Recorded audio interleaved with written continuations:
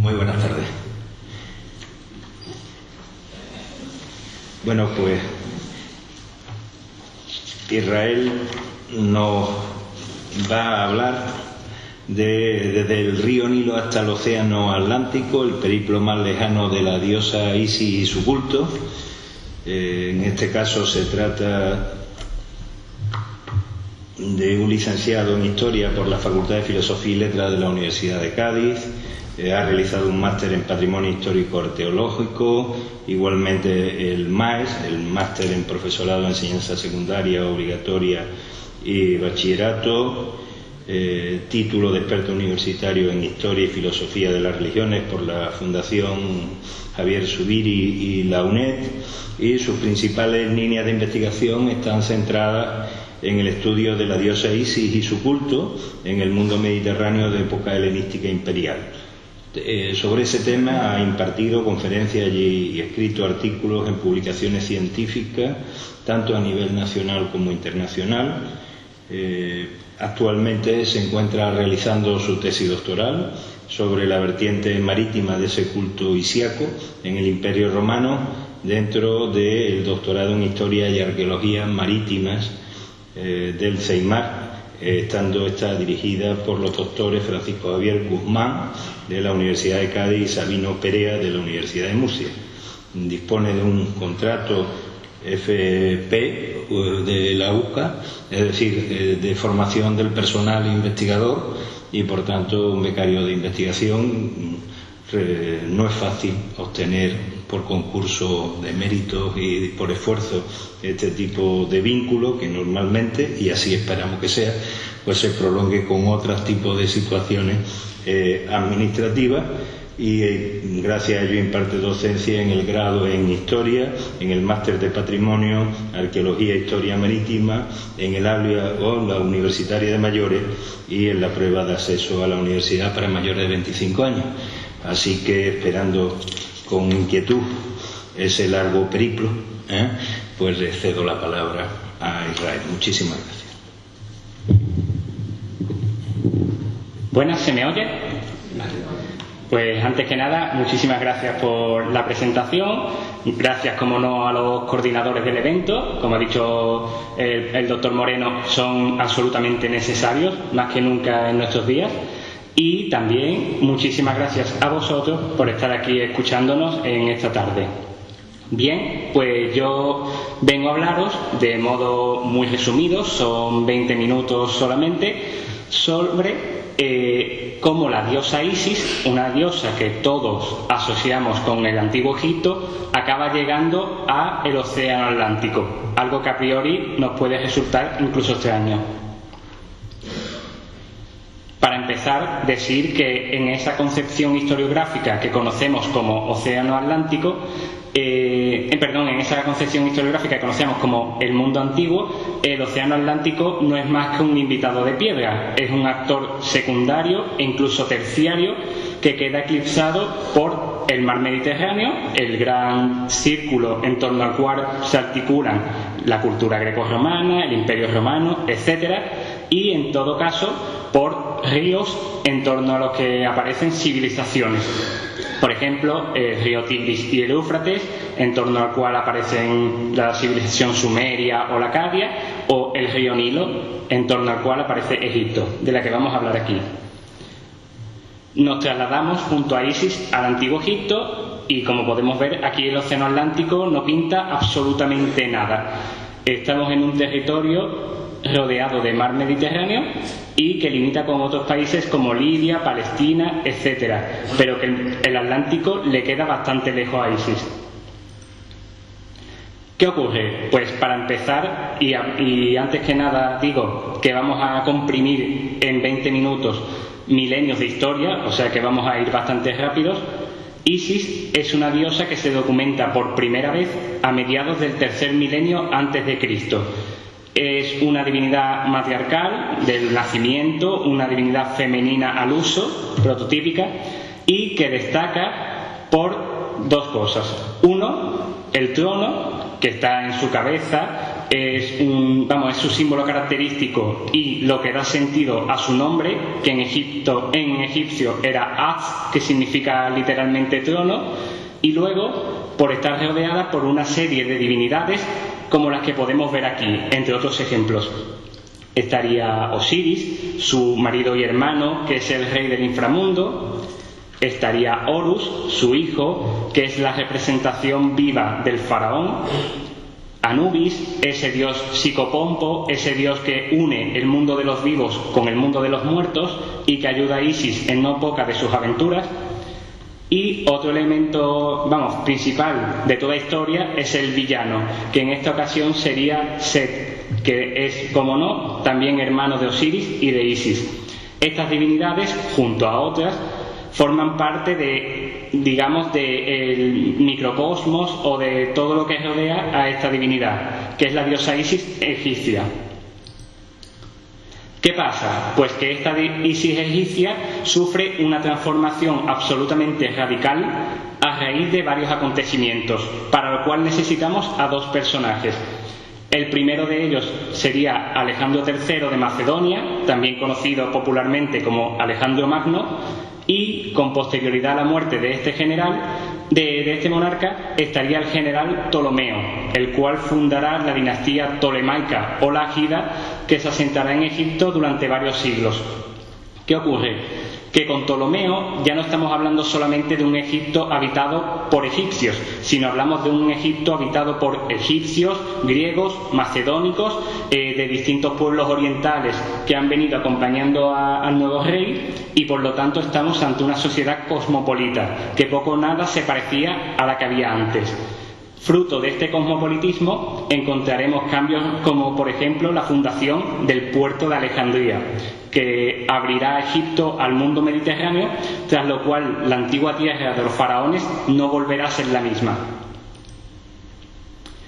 Ni volverá a ser la misma la tierra de los faraones, ni mucho menos nuestra diosa, porque si vemos aquí un par de representaciones de ellas, podríamos jugar a buscar las 10.000 diferencias con la Isis que vimos en una diapositiva anterior. Esta de aquí y esta de aquí siguen siendo Isis, solo que una vez sometida a esa transformación que empieza con Ptolomeo y seguirá durante siglos hasta llegar al Imperio Romano. Entre otras cosas, Ptolomeo, como digo, necesitaba aunar las inquietudes espirituales tanto de egipcios como de sus propios súbditos que venían consigo, y emprendió una serie de reformas a nivel político, social, económico, etcétera, que también incluyen lo religioso. Fruto de esta revolución encontraremos al dios de nuevo cuño, Serapis, que sin sustituir del todo a Osiris será la nueva pareja de Isis, o Harpócrates, que no es más que una especie de manifestación de Horus niño. Esta Isis, la Isis que, como digo, cambia, da un giro de 180 grados a raíz de la llegada a la dinastía tolemaica, es la que se expande por el mundo mediterráneo, ese mundo mediterráneo que acabará en manos de Roma. Y también, y de eso venimos a hablar aquí, de la parte del Océano Atlántico que entraba dentro de los dominios del Imperio Romano. ¿Por qué se expande Isis? Pues principalmente se atribuye su expansión a la presencia de mercaderes que van diseminando la religión por distintos puntos de lo que sería el Imperio Romano. Primero Grecia, Asia Menor, empieza a adquirir bastante consistencia en estos puntos y llegaría a la península itálica sobre todo a principios del siglo I a.C., durante la dictadura de Sila. Esta Isis que llegará al Imperio Romano será prácticamente la que ya hemos dicho que cambia una vez asentado Ptolomeo en el trono. Aquí vemos una de las representaciones de Isis más conocidas, la que se encuentra en los museos capitolinos de Roma, y aunque parezca una matrona romana al uso, tiene elementos que son muy simbólicos de ella, como el sistro, que es su instrumento musical por antonomasia, el nudo, el cual tiene en torno al pecho, o la hidria, que es una jarra que representaba el agua del Nilo. Hay muchísimas representaciones sobre Isis en mosaicos, por ejemplo. Este de aquí de Pompeya es uno de los más conocidos. y también una de las principales fuentes de información sobre la diosa Isis y su culto serían los iseos, los santuarios de Isis, siendo este el ejemplo de Pompeya. Por mencionar algunos elementos arqueológicos más para conocer el culto isíaco, pues principalmente las monedas, las fuentes numismáticas son claves. Aquí podemos ver en el reverso de una moneda a la diosa Isis tal y como aparecía antes en la figura, con su cistro, con la hidria y aquí también en esta parte se ve un poco. Y luego, obviamente, las inscripciones votivas resultan también de una importancia excepcional. Son inscripciones en las que los fieles se dirigen a la diosa como acción de gracia, haciéndole súplicas, mostrándole sus inquietudes, y que se supone que también se entregaban cuando la diosa cumplía con los ruegos que estos les enviaban. Y otra fuente también clave serían las lucernas, esas lámparas de aceite que son tan características del mundo antiguo y en la que aparecen algunos grabados que no necesariamente tienen por qué ser de índole cultural, sino que pueden tener simplemente valor decorativo. Aquí vemos a la diosa Isis justo en medio, rodeada por una suerte de Harpócrates y un individuo que bien puede ser Anubis o puede ser un niño con máscara de chacal.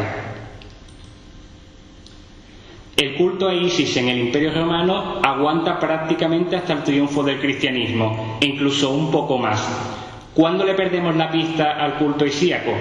Pues en el reinado de Justiniano, ya en el Imperio Bizantino. En torno al año 535 después de Cristo, Justiniano manda clausurar el Iseo de Philae o Philae en Egipto, que es el último bastión, el último reducto que quedaba en pie de esta religión.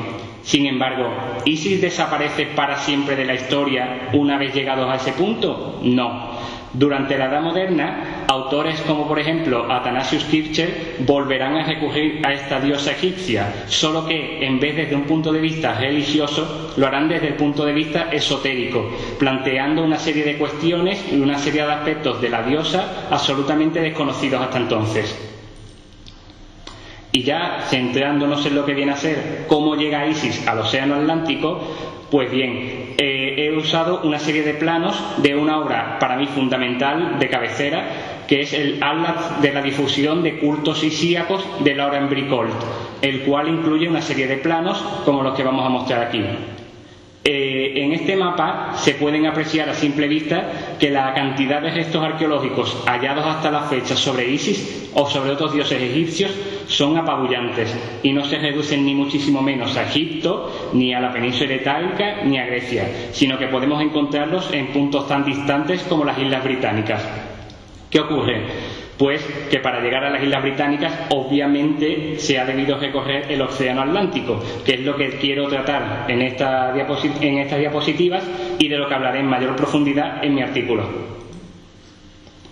En lo que nos afecta a la península ibérica, encontramos un caso que creo que es conocido por casi todos, como es el de la ciudad de Bailo Claudia. Bailo Claudia es un punto de unión tanto de norte a sur como de este a oeste. De norte a sur une Europa con África y de este a oeste une el Mediterráneo con el Océano Atlántico, por lo que podemos considerarlo una puerta entre todos esos mundos que se acaban uniendo en ella. En Bailo Claudia es muy conocido, se hace mucha publicidad del templo de Isis allí conservado, que estaba en una situación privilegiada. Está justo al lado de los templos de los dioses de la Tríada Capitolina, en una zona que solamente se puede definir como de lujo o una zona especial desde la cual se delimitaba el conjunto de la ciudad. Y desde luego se ve que la diosa, aunque solamente fuera entre los ciudadanos hispanos romanos y no tanto entre los habitantes autóctonos, llegó a gozar de un estatus especial. Otro ejemplo que también es sintomático de la presencia de Isis en el Bajo Guadalquivir sería el de Itálica, en Santiponce. Muy cerca del teatro se han encontrado los restos de un Iseo y este Iseo fue objeto el pasado mes de noviembre de un interesantísimo simposio que se llevó a cabo en la ciudad de Sevilla y que organizaron los profesores Jaime Alvar de la Universidad Carlos III de Madrid y Elena Muñiz Grijalvo de la Pablo de Olavide. Sin embargo, pasando totalmente de la península ibérica al ámbito del océano Atlántico como tal, nos llama la atención lo siguiente, y es la concentración de restos arqueológicos de divinidades egipcias en esta parte de la Galia Lugdunensis. ¿A qué se puede deber? Pues bien, hay dos posibilidades: o llegaron por tierra, que es lo más probable según el núcleo que ya establecido aquí abajo, o bien lo hicieron bordeando, que, como digo, y es lo que quiero defender en el artículo, lo veo menos probable, pero tampoco se puede descartar. Pueden parecer muy pocos, es decir, los que hay aquí están mucho más concentrados, pero si pasamos a este plano de aquí al lado, al que veremos en la diapositiva siguiente, los restos se multiplican exponencialmente. Aquí están todos los restos arqueológicos hallados hasta la fecha sobre Isis, Serapis, Anubis y demás divinidades egipcias en esta parte de la costa atlántica de Francia, Alemania, etc. Aquí se abarcaría una parte de la Lugdunensis, una parte de la Galia Bélgica y una parte de la Germania inferior. Son bastantes, son mucho más numerosos que los que pudimos apreciar en la diapositiva anterior, pero sobre todo nos permiten entroncar con las Islas Británicas, que son las que vamos a ver justo a continuación. ¿Podría haber una especie de relación entre el culto a Isis establecido en la costa atlántica de la Galia y Germania y las Islas Británicas? Es lo que hay que indagar para ver si es posible llegar a una conclusión. Las Islas Británicas para mí me llaman muchísimo la atención desde varios puntos de vista y creo que es la que más atención merece a la hora de abarcar la presencia de Isis en el océano Atlántico. ¿Por qué lo digo? Porque los restos, aunque parezcan poco numerosos, no cabe duda de que requerían del océano Atlántico para su establecimiento en esta zona. Y además hay una disposición de los restos arqueológicos bastante llamativa. Una de ellas es que el norte parece dominado por la presencia de Serapis y el sur parece dominado por la presencia de Isis. Y lo mismo podemos aplicar si establecemos como baremo las villas domésticas o los campamentos militares. En las villas domésticas hay mucho más Isis que Serapis y lo inverso ocurre en los campamentos militares. ¿Cuáles son los principales restos arqueológicos que se han hallado en las Islas Británicas? Pues bien, ante todo, señalar Londinium, la actual Londres, la actual capital de Reino Unido, donde encontramos multitud de restos de naturaleza egipcia y dos inscripciones que nos hablan de Iseos. Dos inscripciones gracias a las cuales sabemos que hubo uno o dos Iseos establecidos en esta ciudad. Las inscripciones son dos, como ya he dicho. La primera aparece en una jarra que pertenecía a un tabernero. En ella el tabernero se refiere a un Iseo que está cerca de su local. Ese Iseo, por la datación de la inscripción, debió estar establecido entre los siglos I y II después de Cristo. ¿Y dónde llega el problema? Pues bien, la segunda inscripción es de obra de un romano que se llama Pulcher o Pulcher, en el que digamos que él da el pistoletazo de salida para la activación de un santuario de Isis en el siglo III después de Cristo. Por lo tanto, ¿cuál es nuestra duda? Si había dos Iseos, del que habla el tabernero y el que habla este individuo, o si lo que este tal Pulcher hizo fue renovar una política de vergetismo de carácter renovatorio de un santuario que ya existía. De todos modos, la arqueología por ahora no se ha pronunciado y no sabemos si hubo uno o dos Iseos, pero uno al menos podemos darlo por seguro.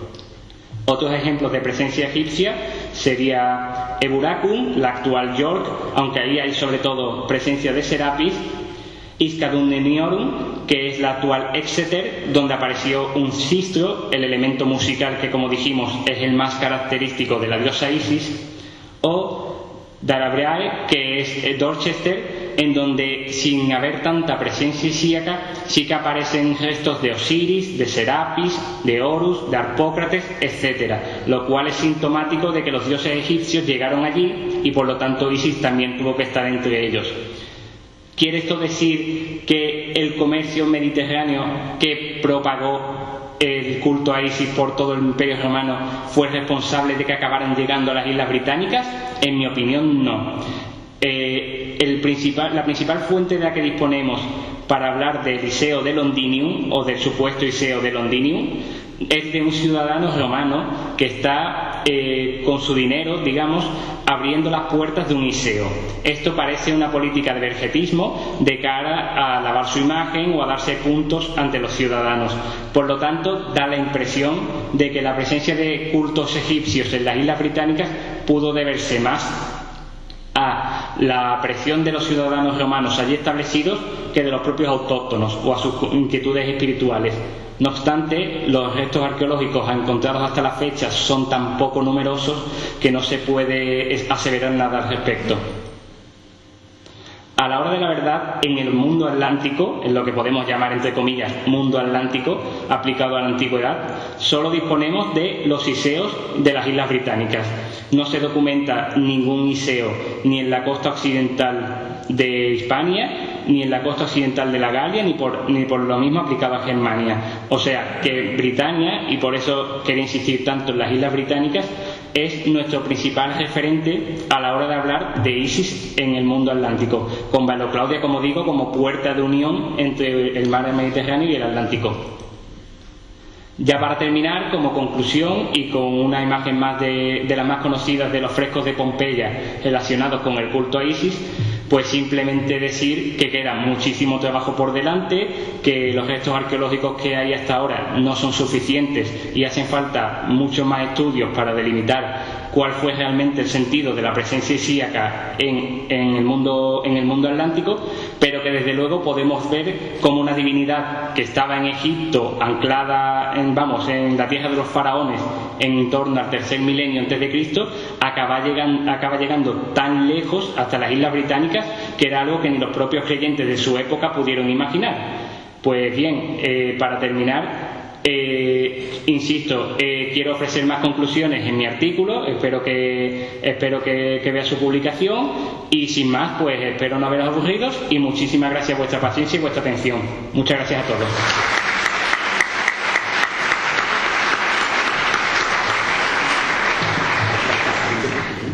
Sí.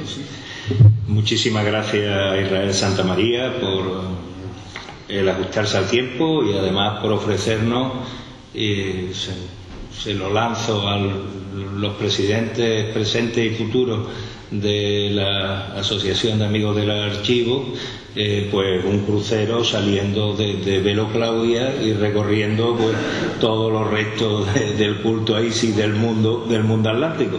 Así que tomamos nota, y cuando tengamos el artículo ya, pues podremos organizar búsquedas de hoteles y otros motivos. Muchísimas gracias, Israel, y enhorabuena por el esfuerzo.